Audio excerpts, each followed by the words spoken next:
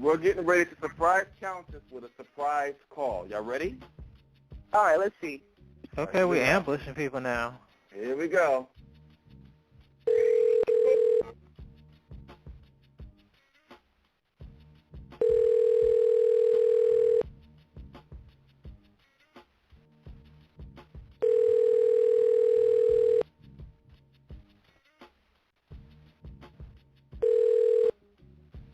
Hello. Everybody, this is the singer, actress, the lovely, talented Miss Countess Vaughn. How are you? I'm good. How are you? Yo, Javelle, I'm sorry, Countess. Countess, we are sorry. We had a lot of technical difficulties, Countess, so we apologize. That's okay. For that. All that matters is that we're able to do it right now. So that's it's right. all good. Shout out to Miss Countess Vaughn. So, Countess, we're going to get right into it because we know your time is very, very limited. First of all, we want to say we appreciate you for coming on the show, and we are huge fans. We've been following your work since 227. And, oh, my goodness. 227, Yeah. to Moesha, and to the spinoff, your hit show, The Parkers. So for many people that don't really know much about you, can you let us know where where you grew up at and how did you get into film? I'm just a country girl. I'm originally from Idabel, Oklahoma. I started off singing, doing talent shows. So saw me on there. I ended up on. Yeah. Okay.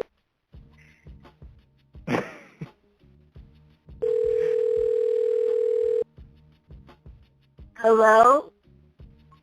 Yes, Countess. We must have got a drop call. Sorry about that.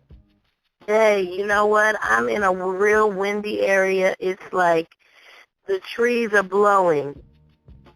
You know, it's just, it feels like they are just going to lift up and blow into the car. It's really windy out here in Cali. Okay. Okay. So you're in California now. That's where you live at now? Yeah, that's where I've been for the last 26 years. Okay. So how did you get into the arts? Being in the right place at the right time. When I was 9 years old, I did talent shows. Someone sent my tape to Star Search, did Star Search, told them that I loved to act, and I ended up landing a role on 227. And it's been successful from there. Oh, wow. Mm-hmm. So, of course, we know, 227, of course. Everybody's familiar with that show. Now, I know that, now maybe this generation might not be accessible or may not know much about 227, but how did it feel to be a part of such an iconic show? I mean, at that time, I, did not. Now that I look back, I look at some of the episodes and I'm like, wow, I was on there with FloJo. I was on there with Ron DMC and, just a lot of important people. And, I couldn't appreciate it then. I do now at 35. But, wow, you're young. So I'm excited. Yeah, I'm 35. Hey. Yeah. Also, a lot of people, a lot of people audition for Star Search, Aaliyah, the Destiny's Child, and what have you. And you Beyonce, all of them. Star Yeah. Search. And how was that experience like? Wonderful. It was a great beginning. It was like a fairy tale. When I'm telling people, how I got started, they often feel like, yeah, okay. But it truly happened to me like a fairy tale. I was in the right place at the right time. Someone saw me competing and sent my tape to Star Search. And that's where it all began. Wow. Now, Yeah. Sorry. Of course, we know that you were on Mo to the E to the Moesha. Oh, Yes. you're going to jump in. Oh, God. Which was a very very popular shows back in the 90s, and you guys have won so many groundbreaking awards for that show, NAACP Yes, awards, Brandy being the first black girl to have a TV show, for me being the first black girl to have a spinoff. Yeah. Mm-hmm. A lot and the of great thing about it groundbreaking is events that happened. You guys pretty Excuse me? put UPN on the map. You yeah. had two successful sitcoms from you guys. Now I know that you did Moesha when you were very, very young. Can you explain that? Explain your relationship with the castmates and just the whole experience of Moesha with us.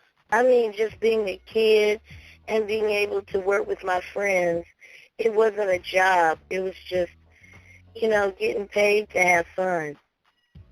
A lot of the media, which I found was foul at the time because they were in on kids' conversation and the way we reacted to certain situations. It kind of bothered me because, nobody that grown should be in on, kids having arguments, making up, because we're going to make up at the end of the day. We're friends. We're kids. So sometimes it would bother me that it would be somebody who would listen to the drama that would go on, which wasn't often, and take it and blow it up to something that, never really happened. But they did that because they wanted, the show to take flight.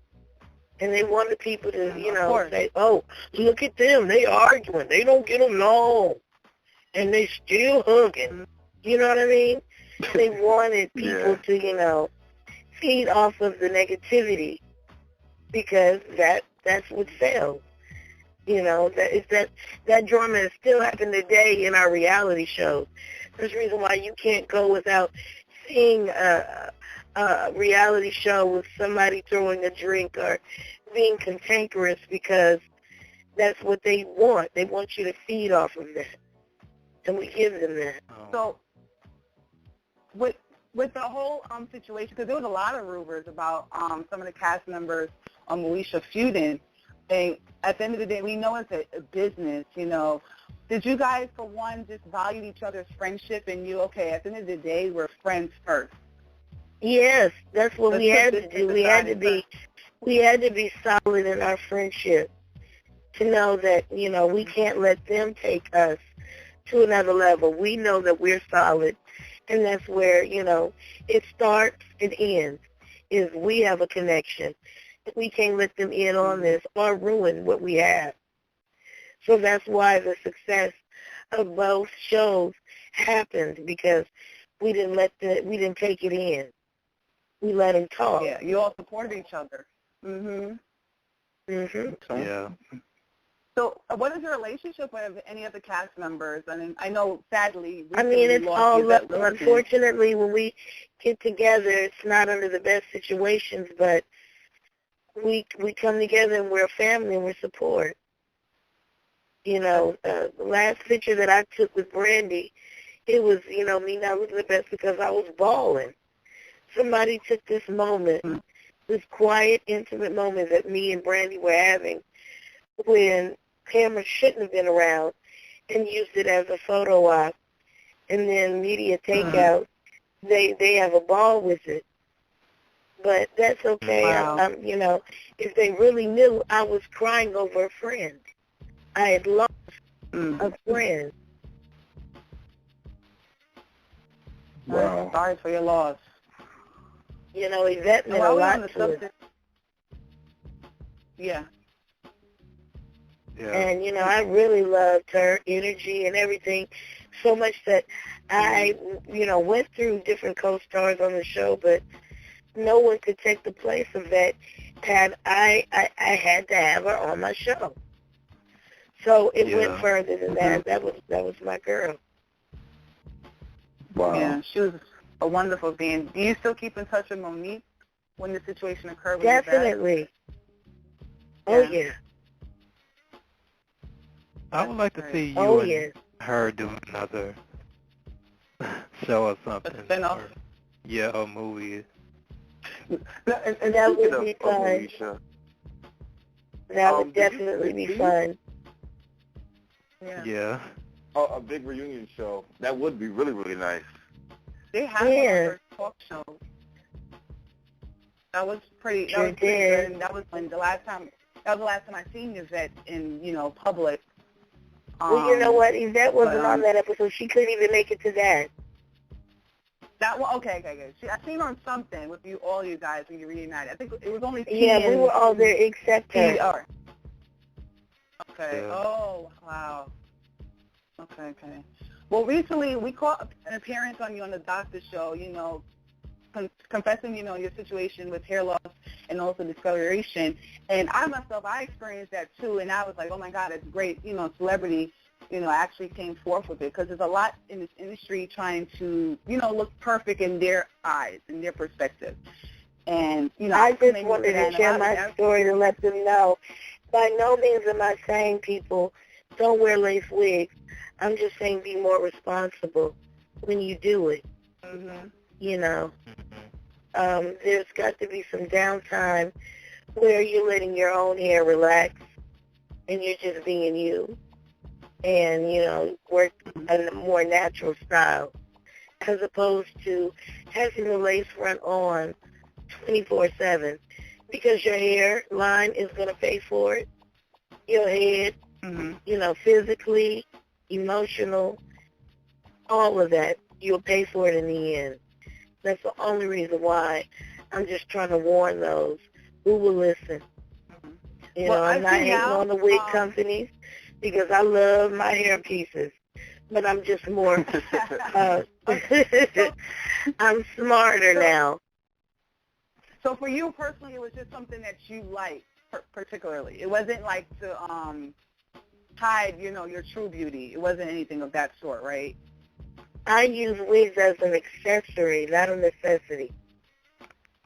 Yeah.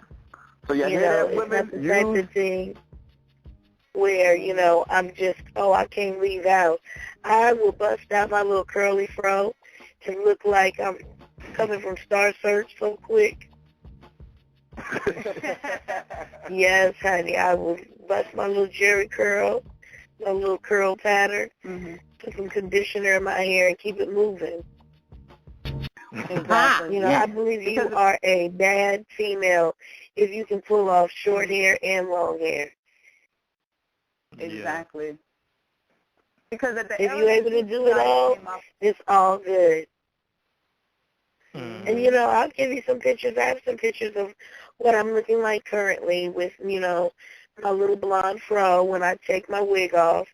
I'm confident in myself now. And, I have my days where if things aren't right, my eyes will be swollen. But, I know what I have to do to take care of that. I just don't let it bother me anymore. And, I keep it moving and keep a positive attitude and do what I have to do for my kids, my hubby, all of that. It just, I keep it moving. And don't be a victim. It's something that happened. And hindsight now, it made me a better person because I had to go in on that inside and, really search. Because I am in a business where it's pretty much about what you look like and what you're doing and all of that. So, search in on that heart. And it's work. The love that I feel for myself and for, others, I want that to show. That's the reason why I'm free with my information and I'm not prideful. I want you to know that this can hurt you if you do it the wrong way. Yeah. Exactly. So, that's where I'm at with it. You know? I mean, we're just happy that you're able to, tell us this kind of story, because like I said, what you're doing is you're letting everybody else know, and you're giving them inspiration to say, you know what, let me take this damn wig off and show my bald head scalp, or let me stop using so much damn glue. But or be able to, you know what, take it off so you can recoup, and your hair grow back. Yeah, absolutely. But now but now back at around the time of Moesha, it was good to see black women that little black girls like myself can identify with like box braids and those type of styles, because we didn't see those type of shows. We've seen the Clueless and the 90210s and all that type of stuff, and now hairstyles is like the new trend. Yes. People are not permanent. That's what it's People about. are not permanent like they used to. It's a new trend, and that's great to embrace your natural beauty. And we need more women to do that and speak up for themselves. So I commend you for that. But one question is, with the doctor that was on the show, he was saying that he was going to do the treatment on you. Are you going to undergo that surgery still?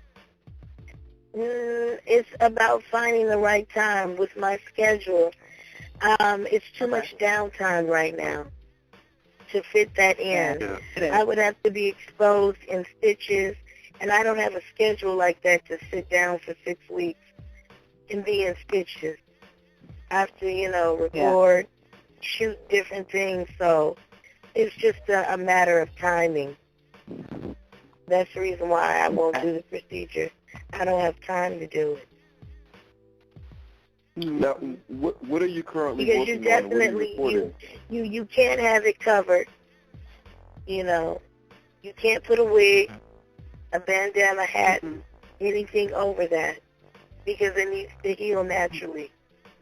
So, I don't have time. It's like Constantine, to stay in your house all day and just try to keep away from the outside. I understand, yeah. But also, we also know that you're a mother. I mean, for a while now. How is motherhood treating you? Beautiful. I'm having a ball. I love my children. They are a reflection of me. I run into myself all the time like, man, I'm a mess. My kids are fun. My daughter sings. My son, a little football player. We just have fun. And that's and what then, life is all they get about, bigger than me. I'm only 4'10", so my 10-year-old, he's growing past me. Oh, wow. Oh, wow. Oh, the munch size, like Eminem, the fun size, as they call it. But also, we remember you on the MTV Celeb Rap Show. You remember that show that you participated in, the rap show? I forgot the name of it. Yeah, that's when the situation happened. That's the reason why I had to stop, because that's when I got burned. Oh. God. I was on the set. That's why you left. Okay. The makeup artist and the hairstylist, they did last looks. My hairstylist sprayed me up with hairspray. I got up under the lights, and I just started dancing. I felt like I was on fire. Like a Michael Jackson Pepsi commercial. Oh, definitely. I definitely knew what I channeled Michael right there. Oh, my God. I knew what he was talking about. Traumatic. And that's a part of the image. I understand. Wow. That's great. Yeah, it made the skin come off my forehead, my ears, around my eyes. It made everything peel. Oh. Wow. Yeah. But, and I had to see several dermatologists because, one, a lot of them are like, oh, you're peeling here. Here's some bleaching cream. Just go do that. Like that's the solution. So, you have to really? You have to study, Mm-hmm. and know who you want over your health. Because, they're really raggedy out there. They'll just do anything to you. So, you just have to do your part and study and know what you want. And I'm like, I still want to preserve my color.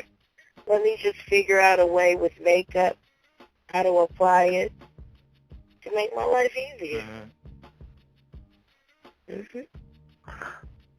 Wow. And, you know, that's okay. And we really, really commend you for that. Like, you know, because like I said, so many celebrities are so, they hide behind the insecurities. They don't want to come out and tell you what really goes on behind the scenes in Hollywood and what it takes for women to, you know, to be that perfect size or to have that perfect image. Yeah. So, you know, we commend you for that. We really, really commend you for that. Yeah. Thank you. So, Thank you. Countess, It's not easy. I also was a fan of the Celebrity Fit Club, and what I will say about that is, one, we really, really got a chance to really, really get to know you, but you know, outside of the acting world. But I was really, really intrigued by some of the things that you were going through in terms of, you know, your issues with weight and the fact that you were so upbeat and so, you know, spunky, even though you were going through issues with your husband and everything. How was it filming that whole experience with the VH1 Celebrity Fit Club? It was an experience. I mean, it's nothing that I would ever want to do again. That was a lot. I had a lot going on. But I learned from it. You know, it's what's made me who I am today when it comes to, you know, that soul searching and getting back to what I was telling you about loving yourself. Because I'm with thyroid, and what I told them, I've always had to deal with my weight going up and down. A lot of people look at people with weight problems and assume, well, you know, you're just lazy. And, you know, sometimes that's a fact. But in my situation, you know, if my medication isn't right, my metabolism will just, you know, give up. So I have to, you know, I'm constantly with my doctors figuring out what I can do, you know, to get that together. That's another reality of mine. But I do it, you know, and when my medication is right, I'm feeling good, my weight is perfect, you know, it's a constant struggle. But I use, like other celebrities, for strength. Oprah has thyroid, Missy Elliott, you know, so I use them and I say, hey, they are going through this. They are strong. They are able to do this. I can do it too. It's nothing. Yeah. Nothing to a ball.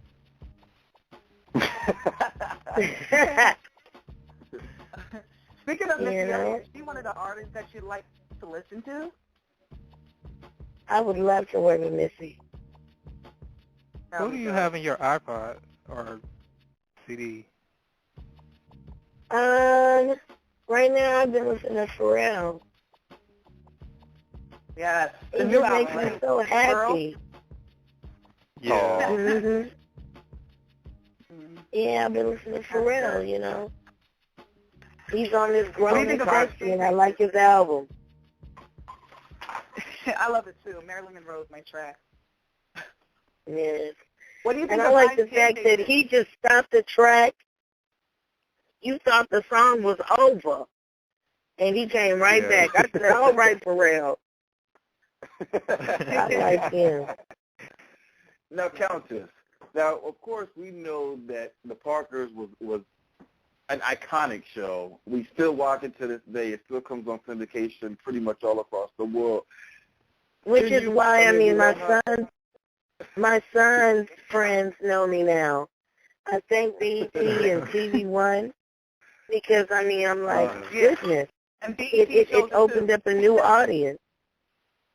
Especially when you say Porty and you have you have to give the core. Yes. You got to give us a little bit of that. Excuse me, dang, Mama. That's 40. You gonna park the core? Okay.